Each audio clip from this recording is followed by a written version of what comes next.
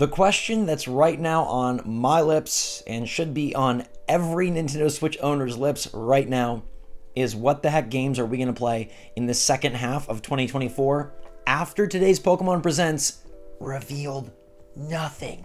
So good morning, Mario, and good morning, Switch fans. As always, we've got some new news as well, including a game that was supposed to only be in Japan coming to the United States, which, hey, there's one game coming to Switch. And then I do want to touch on the Pokemon Presents, and a big Atlas Sega leaker chimes in on Nintendo Switch 2 with some new details. So what's going on, everybody? It's Zach from SwitchForce. Pokemon Presents. I have a full live stream with my reactions, my thoughts, and kind of my review. So go check that out. It's already up on the channel. I don't want to rehash it too much. I just want to talk about it in the context of Nintendo has nothing for the second half of 2024. They announced Pokemon ZA, which I think is a sweet announcement, a surprise announcement, and really got people off tilt, right? We were all spinning for that black and white remake, or a Let's Go Johto, or some sort of spin-off, and instead we got a Legends game that's not releasing till 2025. And I want to touch on one thing that some people were talking about of how this game could be a Switch 2 cross-gen game, and I really think it could be. I was noticing that in the Pokemon Legends ZA trailer description, it says coming to Nintendo Switch systems in 2025, vocabulary in a plural that they haven't used on any other trailer. But I gotta give a shout out to Botox Games, one of my Nintendo compatriots, who did find that Detective Pikachu 2 also said Nintendo Switch systems. So this is not a confirmation or an indicator that it will be cross-gen, but I do think it will be cross-gen. I think it'd be very silly to have a huge Pokemon game that isn't going to be playable on both consoles. It's a great way to transition the audience, and it's a great way to get people excited, whether you have a Switch or whether you're getting a new Switch. And speaking of the new Switch, Midori, the leaker who has talked about things like the Persona remakes, Persona coming to Switch 2, Metaphor ReFantazio coming to Switch 2, now chimes in on the 2025 delay rumors and leaks, saying it is correct. It is information that was sudden to publishers, and it is a unique situation. And I do not have information on hardware announcement plans, Nintendo titles, or hardware information. March 2025 is a firm date. It is the release timing we are aware of from last week. Now, Midori is kind of up there in almost PRO status. He doesn't comment on presentations, but he does know a ton of games that are coming out, and he does leak a bunch of games that end up becoming realities. He has a very, very, very, very strong track record, and so I take this to be a very good confirmation. My favorite part of this, though, is that March 2025 is a firm date. We've seen a number of places, whether because of wishy-washy information or wishy-washy translations, say that March 2025 is the earliest date. But Midori is going on record saying March 2025 is a firm date. That sounds way better to me. I don't want no more delays. I don't want no more pushing. I don't want to have to wait beyond March. We're almost already in March 2024, a year. I can count that on two hands and a third of a toe. No, a third of a foot. I don't have toes off of toes. Do you have toes off of toes? I do have, though, information on what the heck is going on with Nintendo Switch in 2024. Because 2025, that's fine. That's nice. Save your money for that. But what now? Paper Mario and the Thousand Year Door and Luigi's Mansion 2 HD are not dated, but those are almost assuredly going to be first half of the year titles. Luigi's Mansion could be July, maybe August. They've said it's summer, but it's got to be in that first half general period. And then nothing. The biggest surprise of today's Pokemon Presents wasn't that they went through the boring stuff really quickly, which, big thumbs up. It was that there was no 2024 Pokemon game, at least not yet. And all the rumors and leaks towards Pokemon Black and White coming back in some fashion panned out to be nothing. Now, I mentioned this on the stream, but I do think there's still some small chance another Pokemon game could get announced, and they wanted all the hype to be around the trading card app, which is huge for them, whether you're into it or not. That's massive for them. That side of the business has always been huge and always been very important, one of the OG important parts of their business. And then, obviously, Pokemon Legends getting the shine it deserves as like a huge new, hey, this isn't just a filler, this is like bold new, somehow all within Luminos City, and it's going to be Legends, but it's going to be crazy, but it's going to be freaking Kalos, but we don't know much because we didn't see gameplay. Nintendo now has some stuff to work out. They've got some games to get announced. And I believe it's going to be a mix of old stuff and new stuff. I don't think there's any chance we have 0 Switch games coming out in the second half of 2024. You might remember that last year, there were some pretty prolific people talking about how after Tears of the Kingdom, Nintendo ain't got titles. I think it was Christopher Dring, Andy Robinson, Eurogamer, IGN, like they're not going to E3. They don't have any games. They got nothing. What did they come out with? Mario RPG remake, Mario Wonder, and more, okay? That's not nothing. Nintendo will have games as they want to capitalize on a holiday season where their install base is huge and where they can sell you things like Wind Waker and Twilight Princess, Metroid Prime 2, Metroid Prime 3, finally get those games out there. But what I think the Pokemon absence really signifies is that Metroid Prime 4 is indeed the big holiday game for this year.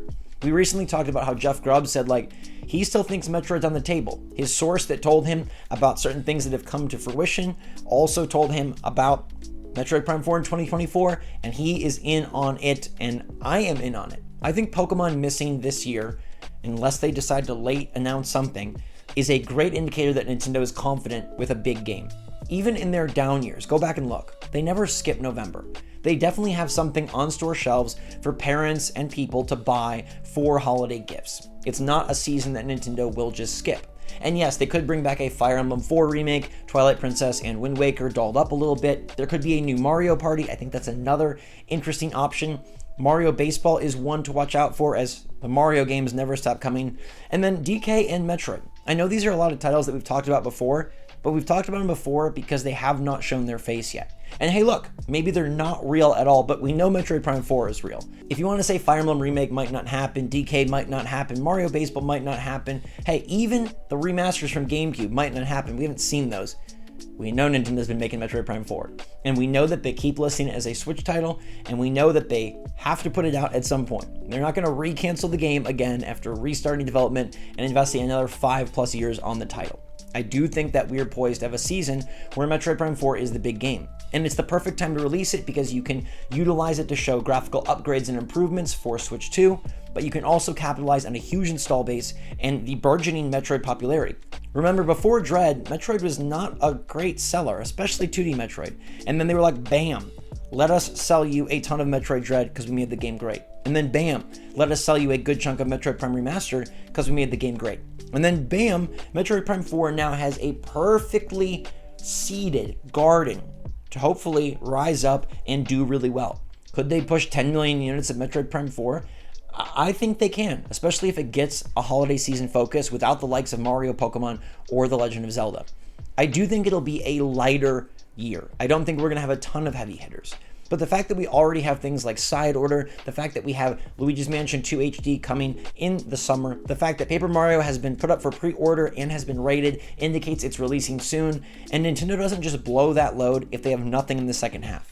They easily could have spread things out, spread out Side Order to its own month, spread out Luigi's Mansion to later in the year, Paper Mario, given it a fall date, but it seems like things are coming together in a way that Nintendo is due for another Direct. We have the rumor from Brazil that he heard an April Direct is shaping up to be a general, where they do announce a ton of games, and then that leads into the June Switch 2 reveal. I still think that plan sounds fantastic, and even more fantastic after today.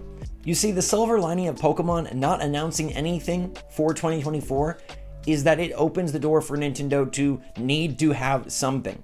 I've seen some people say, like, they're just going to have nothing. They're just going to make us play the old games. And that works in theory, but in practice, not really. Nintendo is about making money. They're about appeasing their investors, and they're about growing their audience and building their portfolio. You don't just take a whole holiday season off because you can. You don't just take a whole holiday season off because your system got delayed. They have things that they can pull from, either games that have already been finished, or games that they were waiting for, or games that are just on target. Nintendo has shifted to a shortened hype cycle for their releases. They've gone from much longer hype cycles to, after having to restart development on Metroid Prime 4, delay Tears of the Kingdom multiple times, it seems like they are getting a little bit more narrow in their focus to ensure that, hey, when we talk about this, it's coming out. Look at Mario Wonder. They talk about it, boom, it's out in a couple of months, okay? That seems to be where they're at, and I think we're gonna get that again with a major April, May, June, sometime in that like Q2 timeframe Direct. I don't see any other way, and I can all but hashtag trust SwitchForce guarantee you that there will be new Nintendo Switch games in the second half of 2024, and they will be from Nintendo. The other game I want to mention is Reinatus, which was announced at the Japanese Partner Showcase but didn't pop up in the American Western Partner Showcase. That game's dropping in July in Japan, but it's coming to the West later this year in the fall. It does look to be kind of like a Final Fantasy style title with very active combat, and it's got a very nice graphical look, so hopefully this game can move the needle a bit, but don't worry, there will also be Nintendo first-party games in the second half of the year. And if I had to put money on it, I'd say Metroid Prime 4 is the big winner of today's Pokemon weirdness, which in the end I think turned out to be pretty darn cool. I mentioned it in the stream, but wouldn't you rather, after all the flack the Pokemon Company got for Scarlet and Violet debuting so messy, the performance being so icky, wouldn't you rather that they take their time and deliver a bold, big, really pristine title in 2025 than rush something out in 2024? And maybe they could do both. Maybe you say, hey, they could do the main team's focused on Legends ZA, and then a side team is doing some sort of remake, and I don't think that's entirely out of the question. It's very odd that they did not announce it during today's Pokemon Presents, but perhaps given Nintendo's smaller lineup, maybe Nintendo does in fact want to save it for themselves so they have something big to reveal at their Nintendo Direct. It typically does not occur that way, but Nintendo breaks patterns. Furukawa bucks trends, and they could absolutely have a new Pokemon Black and White type game being remade or remastered for this holiday season, which then adds another title to the second half lineup. I wouldn't count that out. The same people, the side team that were contracted for Brilliant Diamond and Shining Pearl, they could be at it again. Or maybe there is a Let's Go game, or maybe there is some sort of spin-off. Maybe Nintendo just got the announcement because they wanted to showcase it and have it be exciting for their Direct, because maybe they don't have a ton of things, and that would be logical. But even still, I think you're getting a big Switch game this holiday season. Has Nintendo skipped a holiday yet? They have not. Even in years where we felt it was down, even in years where they were battling difficulty developing, difficulty with chip shortages, difficulty with the pandemic, difficulty with remote working, especially in Japan, they still put out a game during the holiday season. There will be first-party games this holiday season. I've seen a lot of people freak out. You can calm down. There will be new Nintendo first-party games, and we just gotta wait, I think, till April to find out exactly what they are. But I'm betting on Metroid Prime 4, Twilight Princess and Wind Waker, Fire Emblem, Mario Baseball. That's my guess for now, but let me know your take in the comments down below, everybody. Thank you so much for watching. Stay safe, stay healthy, stay happy, stay positive out there. And until next time, SwitchForce out.